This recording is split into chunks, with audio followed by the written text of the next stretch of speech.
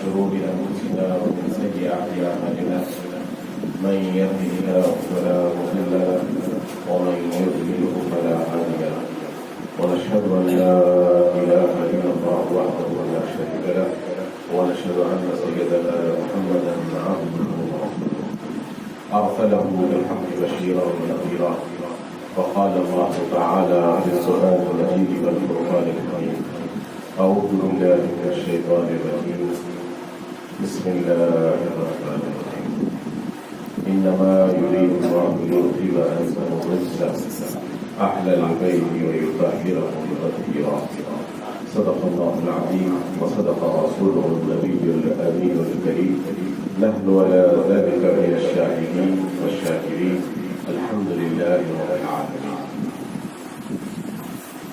برادران عزیز، آج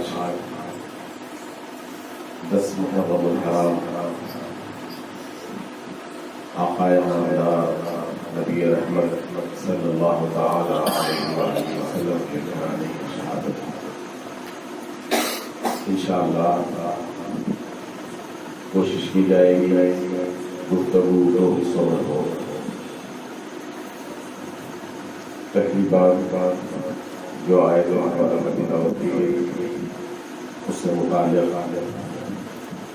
انما یرید اللہ، اللہ کا ارادہ یہ ہے جو خود فیکن کا مالک ہے.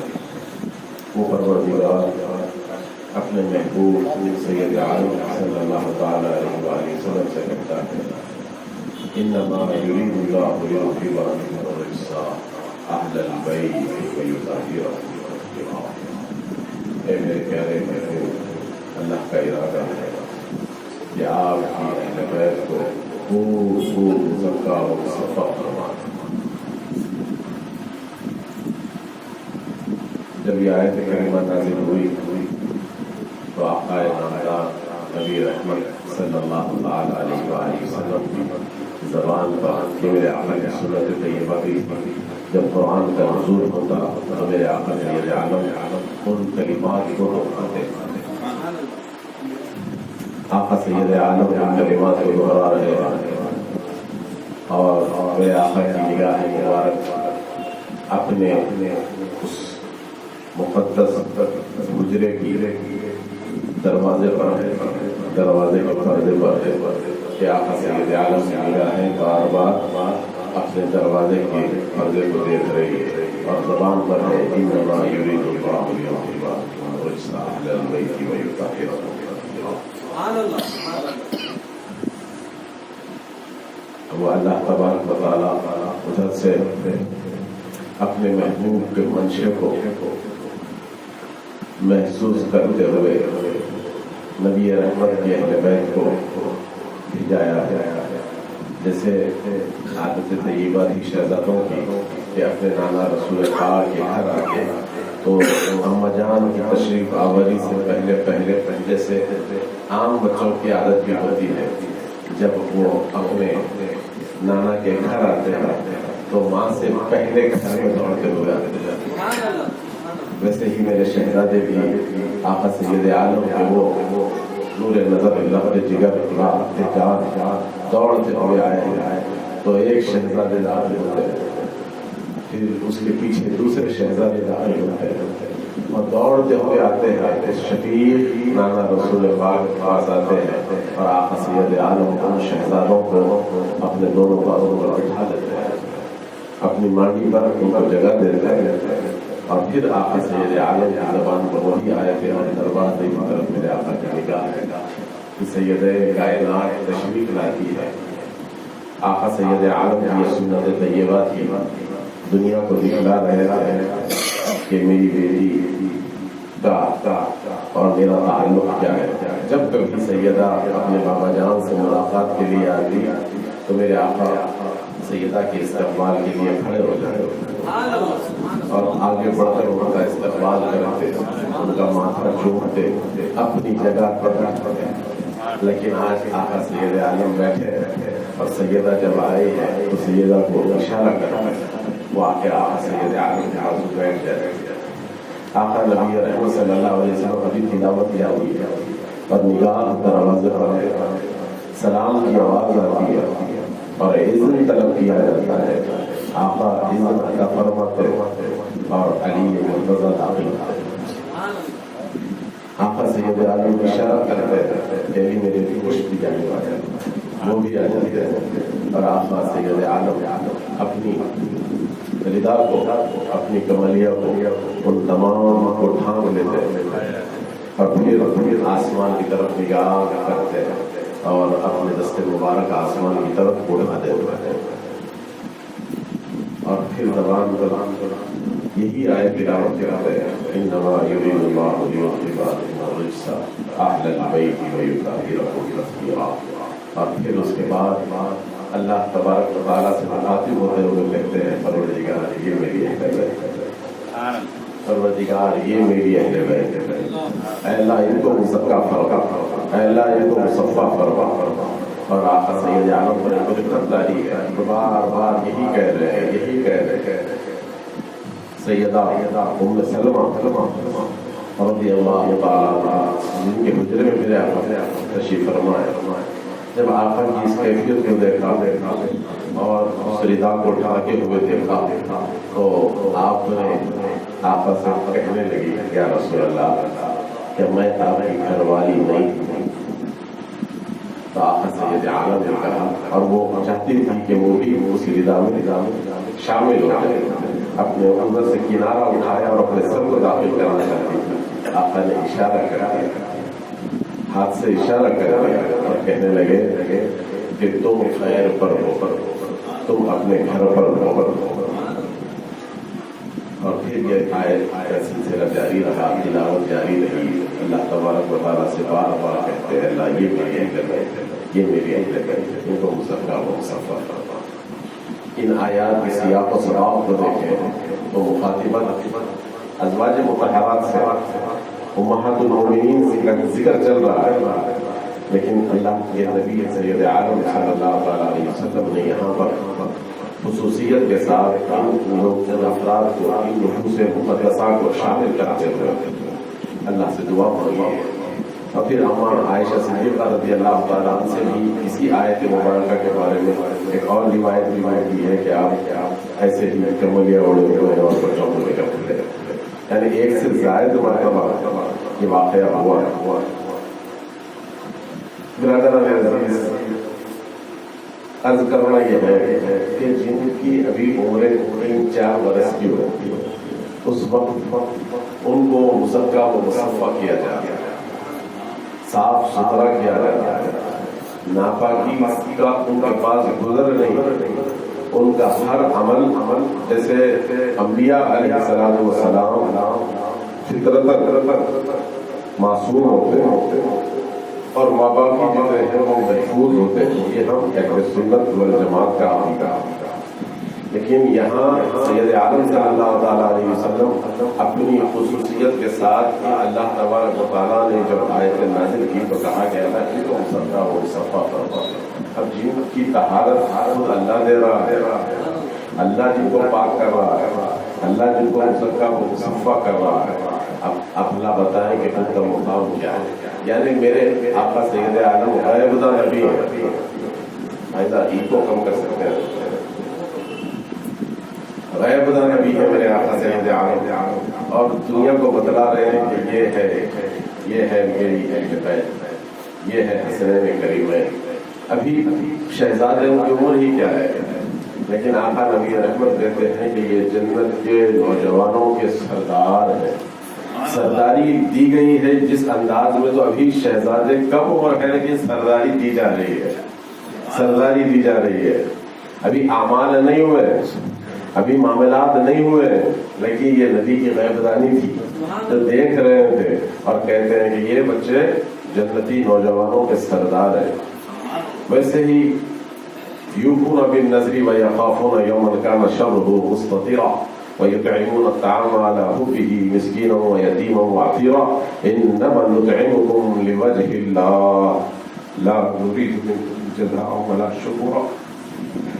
یہ وہ تربیت ہو رہی ہے شہزادوں، تربیت ہو رہی ہے شہزادوں جس انداز میں کہ کبھی قیدی کو، کبھی یتیم کو کبھی مسکین کو روٹیاں اٹھا اٹھا کر دے رہے ہیں اور حل عطا کو لے رہے ہیں. حل عطا علی الانسان حین من الدہر لم یکن شیئا مذکورا. اللہ اکبر. صاف مضمون ہے سورہ دہر کا کہ آقا سید عالم صلی اللہ تعالیٰ علیہ وسلم اور ان کے گھر کے شہزادوں کا ان 5 تن کا 5 تن پنجتن پاک، یہی آیت ہے جس سے ان کو پنجتن پاک کہا جاتا ہے، جن کو اللہ نے پاک کر دیا، اللہ نے مزکا و مصفا فرما دیا ہے. برادران عزیز، وہ آقا سید عالم صلی اللہ تعالیٰ علیہ وسلم ہے جو کہتے ہیں جب قرآن کی آیت نازل ہو گئی لا اسألکم علیہ اجرا الا المودۃ فی القربى، اللہ فرما رہے ہیں محبوب کہہ دیجئے کہ میں جس منصب پر فائز ہوں، منصب نبوت پر میرے آقا سید عالم فائز ہے، تو اس میں انسانیت کو حق کی دعوت دے رہے ہیں، بت پرستی سے نکال کر توحید کا بٹوالہ بنا رہے ہیں.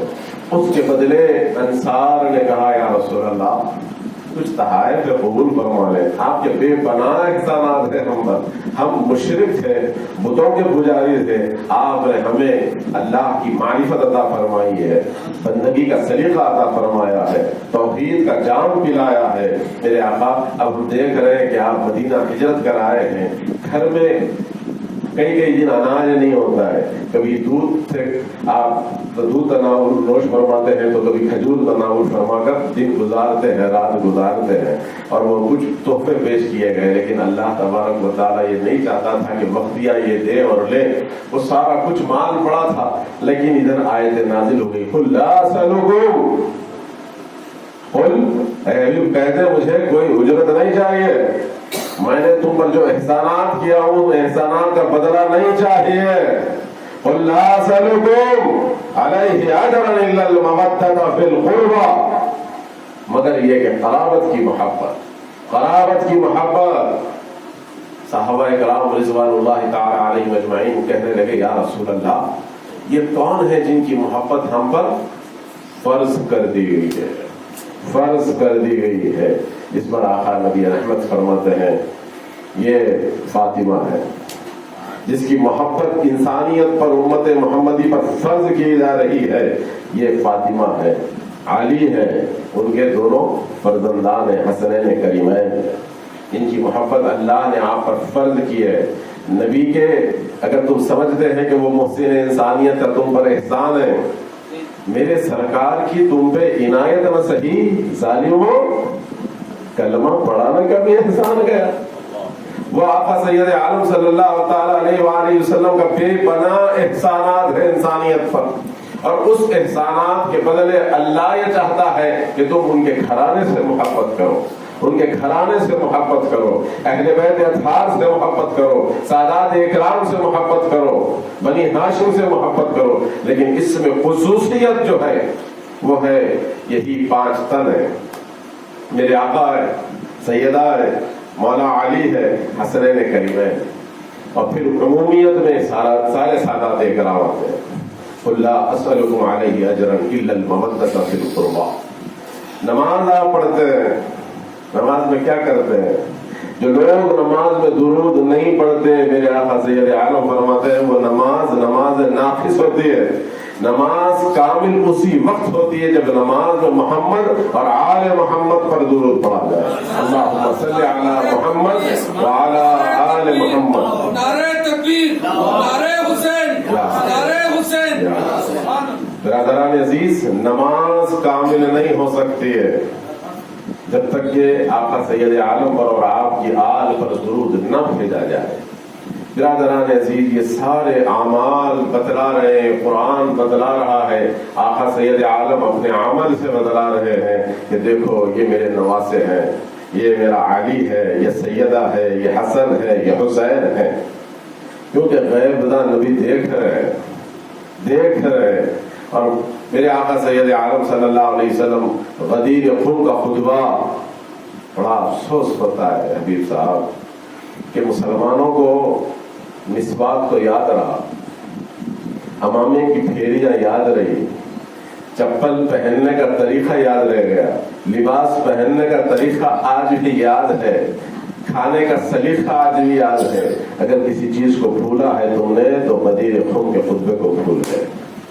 غدیر قم کے خطبے کو مسلمان بھول گئے ہیں، مسلمان بھول گئے ہیں غدیر قم کے خطبے کو. غدیر قم کا خطبہ آپ کو اور ہم کو یاد رہنا ہے، ہماری نسلوں کی گٹی میں ڈالنا ہے کہ کیا ہے غدیر قم، مولا علی کیا ہے، مولا کی ذات کیا ہے، آقا سے تعلق کیا ہے. من کنت مولاہ فہذا علی مولا. کس موقع پر کہا گیا، کس انداز سے کہا گیا، کس شان سے کہا گیا ہے کہ آقا سید عالم ممبر کا اہتمام کرتے ہیں، اپنے اصحاب سے کہتے ہیں کہ میرے لیے ممبر لگاؤ. ممبر لگایا جاتا ہے، حج سے واپسی ہو رہی ہے، وہاں پر کوئی ممبر نہیں ہے، لیکن آقا نبی رحمت کہتے ہیں کہ ممبر لگاؤ. قربان جائیں جانثار صحابہ پر کہ جن کے پاس جو کچھ کپڑا تھا، یعنی ان کے جو استعمال کے بچھونے ہوا کرتے تھے، گدے ہوا کرتے تھے، اس کو ڈال کر ممبر کی شکل دی جاتی ہے. آقا نبی رحمت اس پر جلوہ فرما ہوتے ہیں اور اس پر آ کر فرماتے ہیں من کنت مولاہ فہذا علی مولا. میں جس کا مولا علی اس کے مولا. اب اس خطبے کو اگر آپ تفصیلاً پڑھیں گے تو آقا سید عالم صلی اللہ تعالی علیہ وسلم پہلے پوچھتے ہیں کیا میں تمہارا مولا نہیں؟ النبی الاولی بالمؤمنین انفسہم.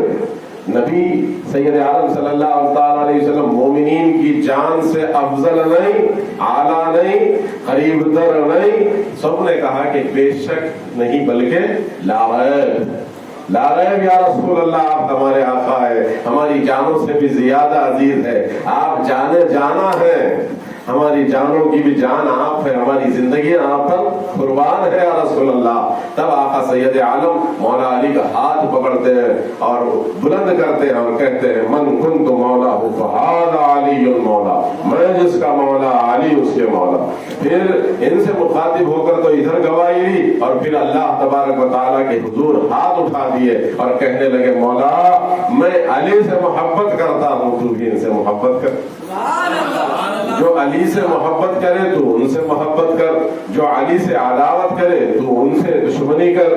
یہ سارا تفصیل طلب ہے. اس کی صحت کے اوپر گفتگو کرنے والے نہ سے بھی گفتگو کر رہے ہیں، نہ سے بھی گفتگو کر رہے ہیں کہ اس خطبے کی صحت کیا ہے، ان حدیث کی صحت کیا ہے. کرتے رہے. آقا نبی رحمت صلی اللہ تعالی علیہ وسلم نے سارا کچھ بیان فرما دیا ہے. کیوں فرمایا، کس موقع پر کہا؟ کسی نے مولا کی شکایت کس بات کی تھی؟ میں ابھی تھوڑا چاہتا ہوں کہ وقت کو تھوڑا سا قریب کروں تاکہ بات پھیل نہ جائے. یمن سے آ رہے ہیں، مال غنیمت کا مسئلہ ہے، سارا جھگڑا مال کا. خود پہ جا کہتے ہیں کہ بھائی 2 چادریں دے دی گئی، حج کے لیے آ رہے ہیں، 2 چادریں دی گئی، حجۃ الوداع کا مسئلہ ہے. بولے کہ نہیں اور دے دو. بولے نہیں، نبی کے بارگاہ میں تقسیم ہوگی. نہ دینے پر شکایت ہو گئی. ایک اور روایت بھی لے آتے ہیں. ساری جو کچھ روایتیں آتی ہے، لیکن آقا سید عالم نے ناراضگی کا اظہار کرتے ہوئے، لیکن قربان جائے اس صحابی پر جس نے شکایت کی تھی، جب آقا کا یہ مزاج دیکھا، آقا کا اعلان سنا، تو وہ خود مولا علی کی بارگاہ میں حاضر ہوتے ہیں اور کہتے ہیں مولا آپ علی، آپ ہمارے مولا ہیں اور مجھ سے جو کچھ خطا ہوئی ہے میں معذرت خواہ ہوں. یہ صحابہ اکرام اولین و سابقین کا مزاج ہوا کرتا، اولین و سابقین کا مزاج ہوا کرتا تھا. صحابہ کا بڑا مقام ہے، صحابہ اکرام رضوان اللہ تعالی علیہ مجمعین کا بڑا مقام ہے. خود آقا سید عالم صلی اللہ تعالی علیہ وسلم فرماتے ہیں میرے اصحابی. کون ہے صحابی؟ وہ صحابہ کا مقام کیا ہے کہ تم اگر احد کے پہاڑ کے برابر بھی سونا خیرات کر دو تو 1 سا اگر وہ جو خیرات کرتے ہیں تو تم ان کی نیکی کو نہیں پا سکتے ہیں. یعنی ان کا جو کچھ اللہ کی راہ میں دینا ہے، ان کے مقابل میں تم احد کے پہاڑ کے برابر سونا دیتے ہیں تو نہیں پہنچ سکتے ہیں. یہ روایت سنی ہوگی نا حبیب صاحب، یہ روایت سنی ہوگی نا. صحابہ کرام کا مقام و مرتبہ کیا ہے.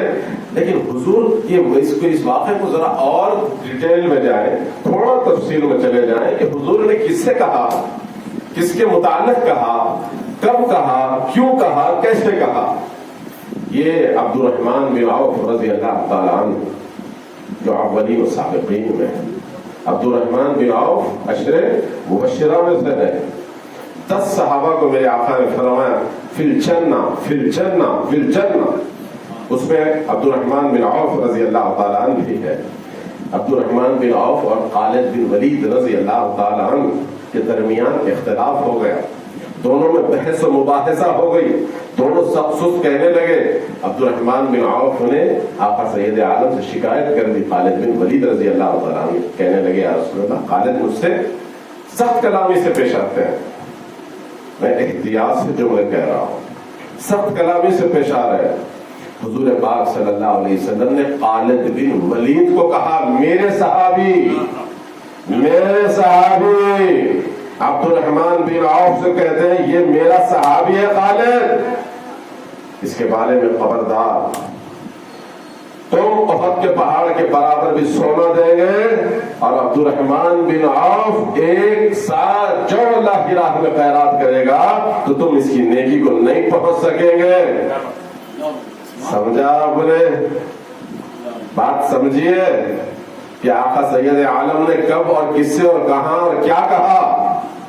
میں سمجھتا ہوں کہ بس یہ جملہ آپ کے لیے کافی ہے. اب باتیں بہت ہو رہی ہے, باتیں بہت ہوتی ہے, ہونے دیں. اللہ کے لیے انصاف سے کام لیں, انصاف سے کام لیں. برادران عزیز, وہ آقا سید عالم صلی اللہ تعالیٰ علیہ وسلم کے اصحاب تھے جو اہل بیت اطہار سے محبت کیا کرتے تھے. روایات میں آتا ہے کہ جب میرے آقا سید عالم نے کہا علی کے ساتھ من کنت مولاہ فہذا علی مولا, تو عمر بن خطاب رضی اللہ تعالیٰ عنہ جا کر مولا علی سے کہنے لگے علی آپ ہمارے مولا ہیں, آپ ہمارے مولا ہیں. اس پر مولا علی نے کہا کہ عمر آپ قریشی ہیں, آزاد ہیں, میں آپ کا مولا کیسے؟ باتیں صاف ہو رہی ہے, باتیں صاف ہو رہی ہے. آپ نے کہا کہ آقا نے کہا کہ میں جس کا مولا تم اس کے مولا. تو صدیق اکبر نے کہا کہ علی آپ میرے مولا ہے. عثمان نے کہا کہ علی آپ میرے مولا ہے. صدیق کا مولا علی, علی فاروق کا مولا علی, علی عثمان کا مولا علی, علی. آج مولا کو تم سے کرا دے.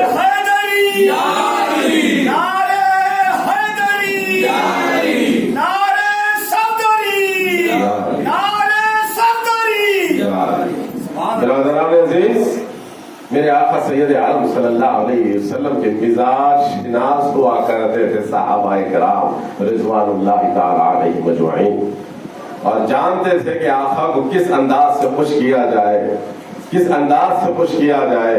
میرے آقا سید عالم صلی اللہ علیہ وسلم شہزادوں کو بے تکلفی کے ساتھ, یہ میرے آقا کی عادت